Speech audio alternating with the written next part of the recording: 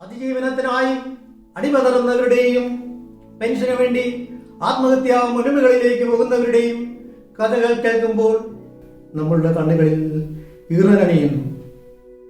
അതിജീവനത്തിനായി അടിപതറുന്ന മക്കളെ, പെൻഷന് വേണ്ടി ആത്മാഹുതി ചെയ്യുന്ന മക്കളെ, ആരുപോലുമില്ലാത്തവർക്കും അംഗഭംഗം വന്നവർക്കും ആയസ് കൂടിയവർക്കും പെൻഷൻ കിട്ടാതെ ഇരിക്കുന്ന മക്കളെ,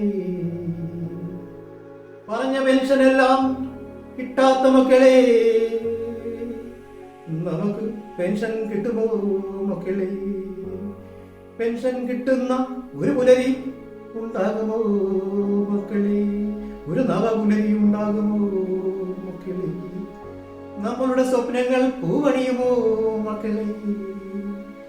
നമ്മളുടെ സ്വപ്നങ്ങൾ പൂവണിയുമോ മക്കളെ?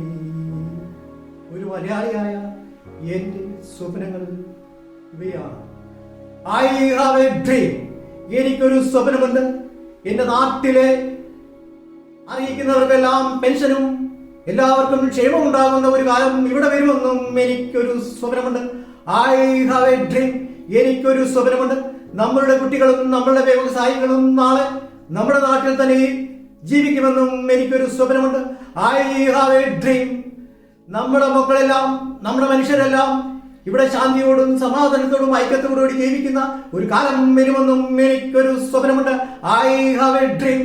ഇവിടെ ഭരണകക്ഷിയും പ്രതിപക്ഷ ഭേദമന്യേ എല്ലാവരും ഒന്നിച്ച് മലയാളിയുടെ സമഗ്രമായ ക്ഷേമത്തിന് വേണ്ടി പ്രവർത്തിക്കുന്ന ഒരു കാലം വരുമെന്നും എനിക്കൊരു സ്വപ്നമുണ്ട്. നന്ദി, നമസ്കാരം.